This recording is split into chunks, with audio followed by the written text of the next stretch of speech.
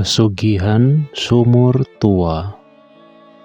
Malam itu sunyi sekali di desa K di pinggiran Jawa Tengah. Hanya suara jangkrik yang terdengar di antara ladang-ladang pagi yang meranggas.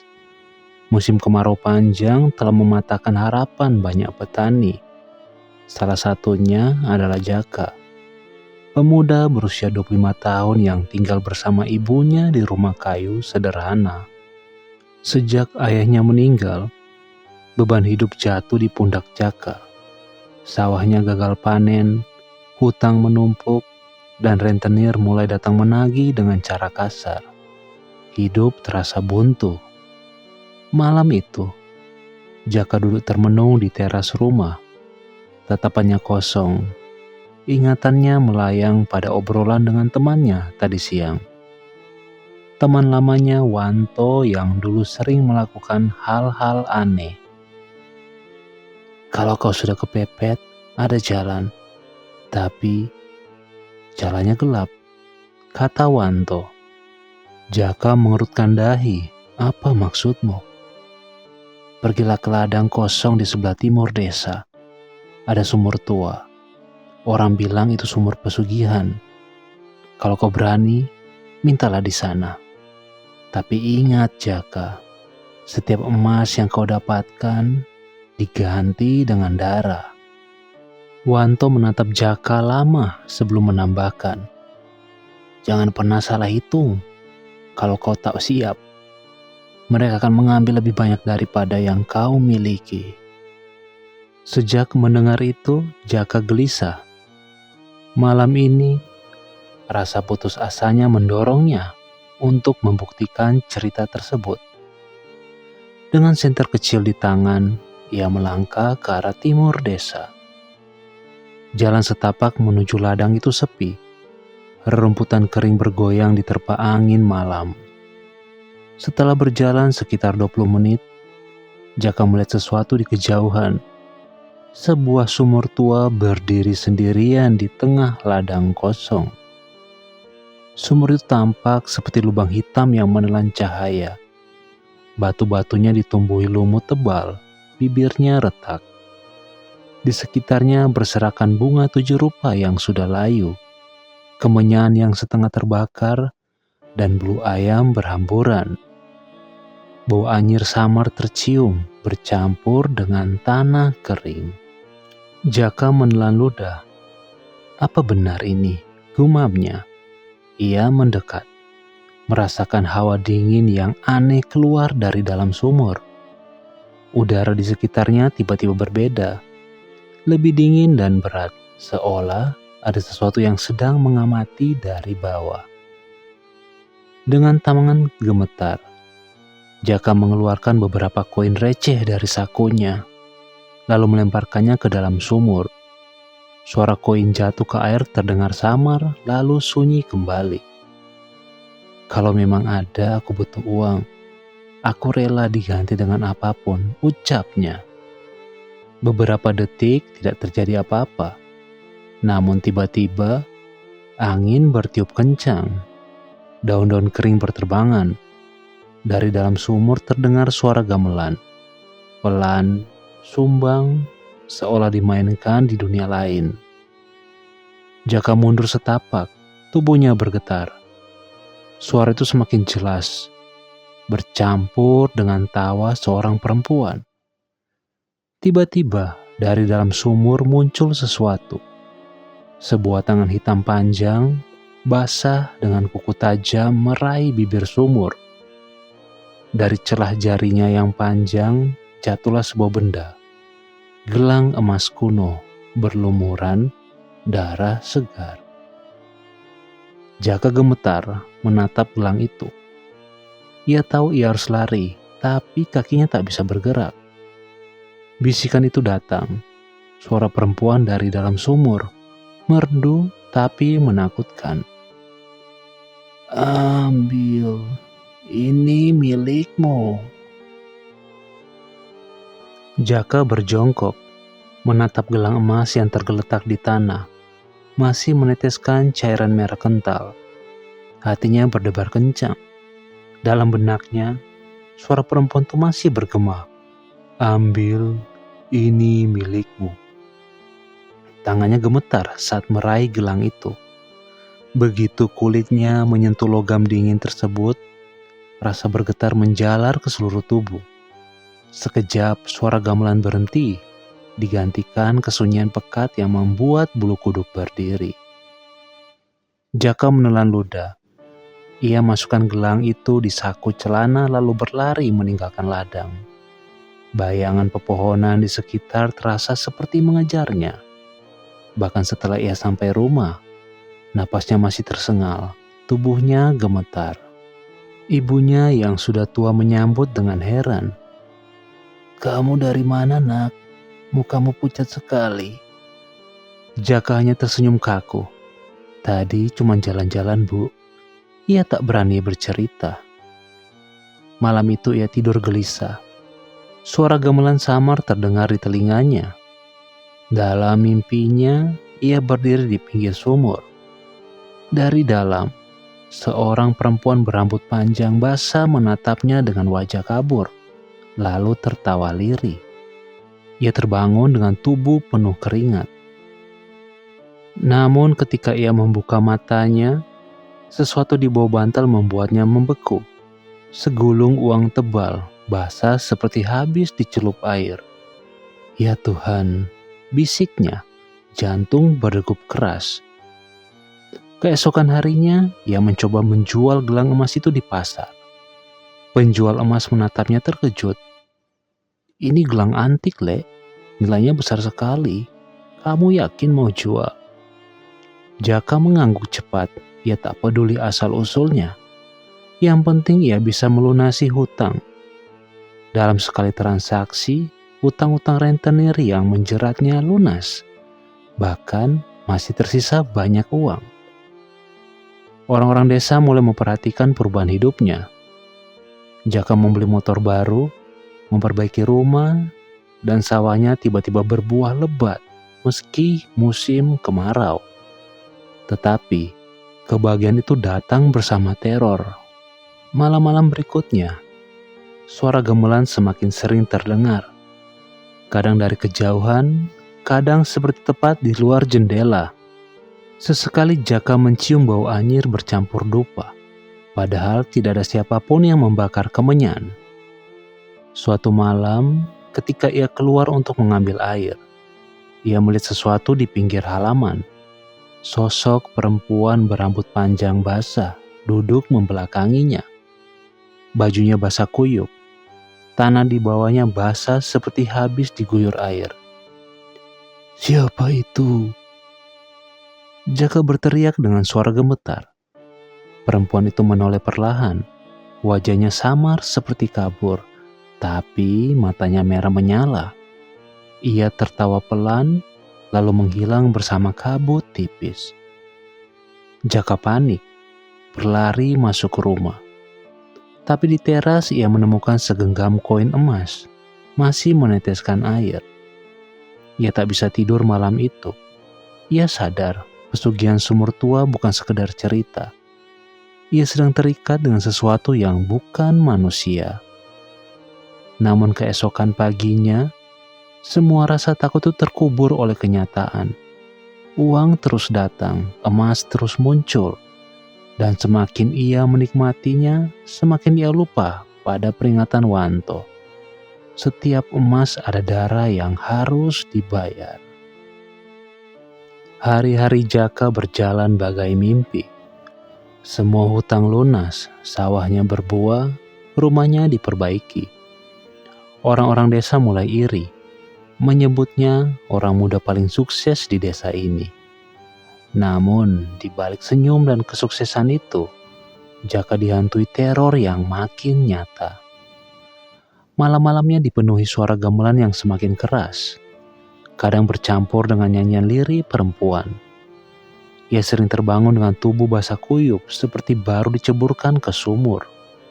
Bahkan pernah ia mendapati jejak kaki basah melintasi kamar menuju ranjangnya. Puncaknya terjadi pada malam Jumat Kliwon. Jaka sedang tidur, ketika tiba-tiba merasakan sesuatu menyentuh wajahnya. Ia membuka mata dan menjerit. Di atas tubuhnya berdiri sosok perempuan berambut panjang. Rambutnya meneteskan air ke wajah Jaka. Matanya merah menyala, wajahnya pucat kehijauan. Bibirnya membiru seperti mayat tenggelam. Sudah waktunya. Mulutnya seolah terkunci, tubuhnya kaku, hanya bisa menatap. Perempuan itu menunduk, wajahnya makin dekat lalu hilang bersama suara tawa yang menggema di seluruh ruangan. Ia terbangun sambil terengah, basah kuyup oleh keringat dan air yang entah dari mana asalnya. Keesokan harinya, sebuah tragedi mengguncang rumah Jaka.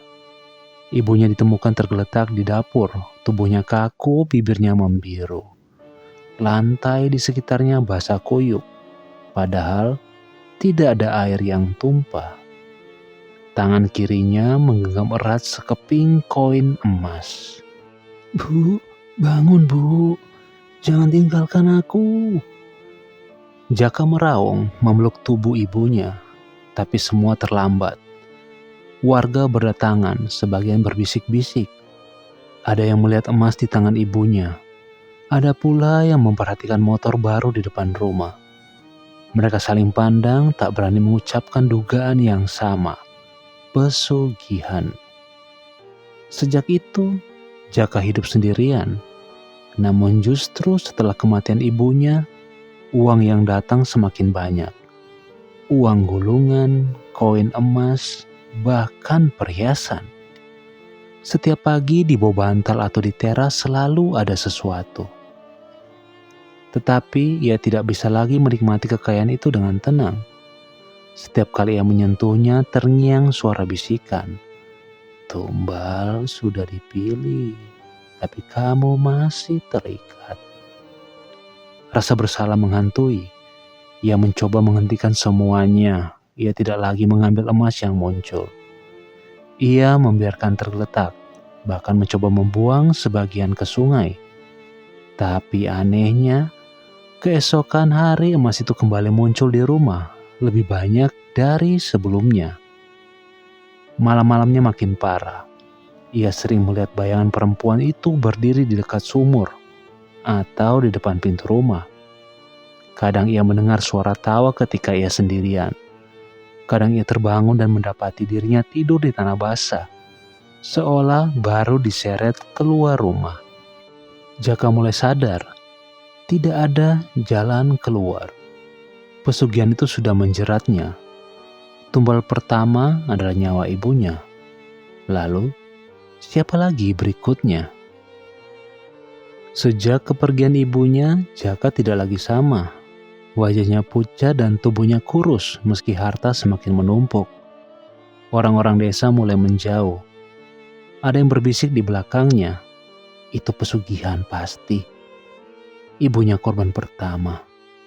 Kalau ingin kaya mendadak, siap-siap tumbal nyawa. Jaka pura-pura tidak peduli. Tapi dalam hati ia tercekik rasa bersalah.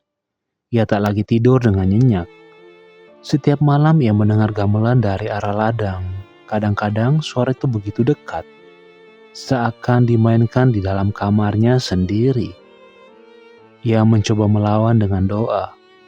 Ia duduk bersila, membaca ayat-ayat suci yang masih diingat dari kecil. Tapi setiap kali ayat itu terucap, suara gamelan justru semakin keras, bercampur dengan jeritan perempuan yang melengking, membuat telinganya nyeri. Lilin di sekitarnya padam sendiri. Udara jadi berat dan pengap. Suatu malam, ia memberanikan diri untuk kembali ke sumur tua. Berniat mengembalikan semua yang pernah ia terima. Dengan karung berisi emas, koin, dan perhiasan, ia berjalan ke ladang. Bulan redup tertutup awan. Angin bertiup kencang, membuat pepohonan menjerit seperti tangisan. Sesampainya di sumur, ia menuang seluruh isi karung ke dalam. Suara koin dan emas berjatuhan menimbulkan gema aneh, seperti tidak pernah menyentuh dasar. Aku tak mau lagi, ambil kembali semua ini, lepaskan aku. Jaka berteriak. Suaranya parau bercampur tangis. Namun, alih-alih tenang, sumur itu justru berguncang. Asap putih pekat menyembur keluar, menyelimuti ladang. Suara gamelan semakin keras. Kini diiringi tawa perempuan yang panjang dan menakutkan. Dari dalam sumur, muncul banyak tangan hitam basah dengan kuku panjang. Tangan-tangan itu meraih ke udara, bergerak liar mencari sesuatu. Jaka mundur ketakutan, tapi salah satu tangan berhasil mencengkeram pergelangan kakinya. Dingin, licin, dan kuat. Ia menjerit, berusaha melepaskan diri. Dengan tenaga panik, ia menendang, berhasil melepaskan diri, lalu lari secepat mungkin meninggalkan sumur. Sepanjang jalan pulang, ia mendengar langkah kaki di belakangnya. Meski ketika menoleh tak ada siapapun. Di kejauhan, suara gamelan terus mengikuti, seolah mengejeknya. Setiba di rumah, ia mendapati sesuatu di teras. Karung yang ia buang tadi ke sumur, penuh emas, masih basah kuyup meneteskan air yang membentuk genangan. Tidak, tidak. Jaka menjerit, menjatuhkan diri di tanah. Air mata bercampur rasa putus asa. Ia tahu kini ia tak bisa lari. Apapun yang ia lakukan, ikatan dengan sumur tua itu sudah permanen. Malam itu, ia bermimpi lagi. Dalam mimpinya, ia berada di dasar sumur, tenggelam dalam air hitam pekat. Di hadapannya, perempuan berambut panjang itu tersenyum, menatap dengan mata merah menyala. Kau tidak bisa berhenti. Perjanjiannya belum usai, katanya dengan suara menggema. Jaka terbangun dengan tubuh tercekik, seolah paru-parunya penuh air. Ia muntah-muntah, mengeluarkan air hitam berbau anyir. Ketika ia menatap ke lantai, ada sesuatu yang ikut keluar bersama air itu. Sepotong jari manusia pucat dengan kuku panjang. Jaka menjerit ketakutan. Kini ia benar-benar yakin waktunya hampir tiba. Hari-hari setelah kejadian itu menjadi semakin mengerikan bagi Jaka. Ia hampir tidak tidur. Setiap malam, suara gamelan semakin jelas, seolah dimainkan di ruang tamunya. Kadang terdengar langkah kaki basah berjalan di lantai rumah, meninggalkan jejak air menuju kamarnya. Ia pernah nekat tidur di kamar ibunya yang kini kosong. Tapi malam itu, ia terbangun karena pintu kamar terbuka sendiri. Dan di ambang pintu berdiri sosok perempuan berambut panjang. Tubuhnya basah kuyup, meneteskan air ke lantai. Ia hanya berdiri, tersenyum samar, lalu berbisik, "Aku minta tumbal." Keesokan harinya, kabar duka mengguncang desa. Salah satu tetangga Jaka ditemukan tewas di sawah. Tubuhnya basah kuyup meski tidak ada hujan, matanya melotot, mulutnya mengeluarkan buih seperti orang tenggelam. Anehnya, di saku bajunya ditemukan sekeping emas. Warga bergidik. Banyak yang mulai berani berbisik terang-terangan bahwa Jakalah sumber petaka. Itu pesugihan sumur tua, sekarang mencari tumbal lagi, kata seorang kakek dengan suara bergetar. Jaka yang mendengar kabar itu semakin terpuruk. Ia menyadari, sumur itu tidak hanya menagih darinya, tapi juga dari orang-orang di sekitarnya. Ia mencoba menutup diri di rumah, mengunci pintu rapat-rapat, bahkan menyalakan radio keras-keras untuk menutupi suara gamelan. Tapi apa yang ia lakukan sia-sia. Suatu malam, ia terbangun karena mendengar suara ketukan di jendela. Perlahan ia menoleh dan darahnya membeku. Di balik kaca, wajah ibunya yang sudah mati menatapnya, pucat dengan mata kosong. Bibir birunya bergerak, mengucapkan kata tanpa suara. Ikutlah. Jaka berteriak, menutup wajahnya dengan bantal. Tapi ketika ia buka mata lagi, di samping tempat tidurnya ada genangan air. Dari genangan itu, perlahan muncul jari-jari hitam dengan kuku panjang, merayap di lantai menuju ranjangnya. Ia melompat, lari keluar rumah tanpa tujuan. Napasnya tersengal, dadanya nyeri. Tapi suara gamelan tetap mengikutinya. Kini bercampur dengan suara-suara orang menangis. Di tengah jalan desa, ia hampir menabrak seorang anak kecil yang berdiri sendirian. Anak itu menatapnya dengan mata kosong, lalu berkata, "Bapak saya hilang tadi malam. Kata orang ditarik sumur." Jaka terpaku, tubuhnya gemetar. Tiba-tiba dari arah ladang, ia melihat cahaya samar. Dan di sana, ia melihat bayangan banyak orang berjalan satu persatu ke arah sumur tua. Wajah mereka kosong seperti mayat berjalan. Di depan mereka semua, sosok perempuan berambut panjang berjalan pelan. Rambutnya meneteskan air. Gamelan mengiringinya. Jaka menjerit sekuat tenaga. Ia tahu ini bukan lagi tentang dirinya saja. Pesugihan itu menagih nyawa lebih banyak. Dan ia adalah pintu yang telah membukanya. Malam itu, ia membuat keputusan terakhir. Ia harus kembali ke sumur, entah untuk melawan atau ikut ditelan. Malam itu, Jaka berjalan menuju ladang kosong.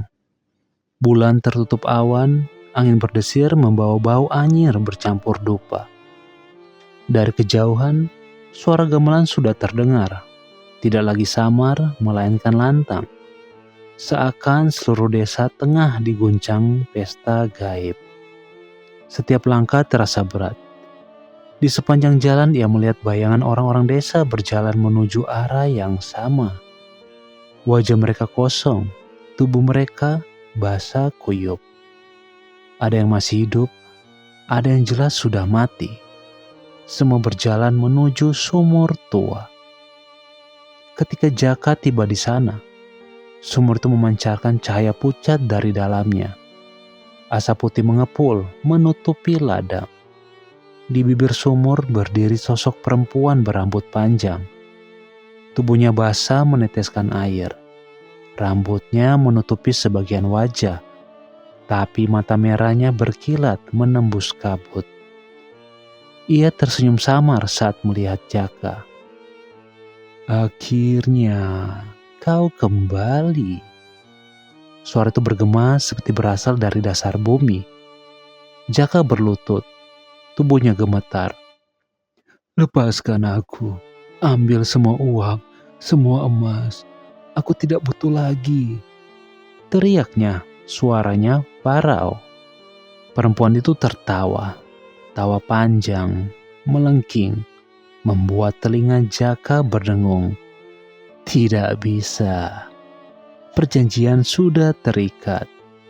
Dari dalam sumur, puluhan tangan hitam basah muncul, meraih udara. Sebagian meraih kaki Jaka, sebagian lagi menyeret orang-orang desa yang berdiri terpaku. Mereka meronta, menjerit, tapi satu persatu tubuh mereka diseret ke dalam kegelapan sumur.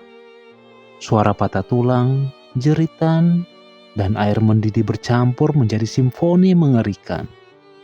Jaka menjerit, mencoba melepaskan diri.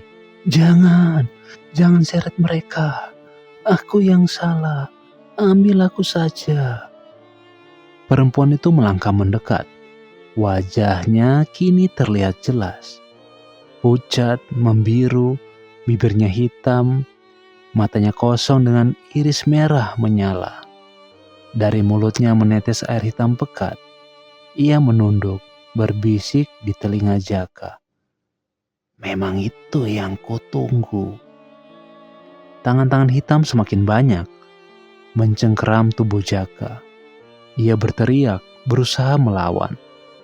Tapi semakin ia meronta, semakin kuat cengkeraman itu.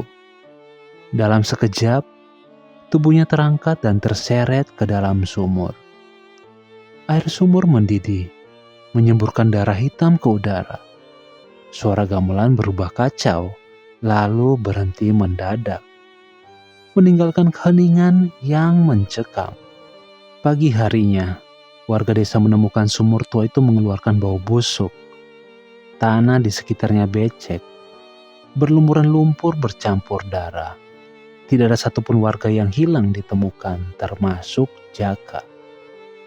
Sejak malam itu, tidak ada seorang pun berani mendekati ladang timur. Namun pada setiap malam Jumat Kliwon, suara gamelan masih terdengar samar dari arah sumur tua. Kadang-kadang, jika ada yang nekat mendekat, mereka mengaku melihat bayangan seorang pemuda meronta dari dalam sumur. Sementara seorang perempuan berambut panjang duduk di atasnya sambil tertawa.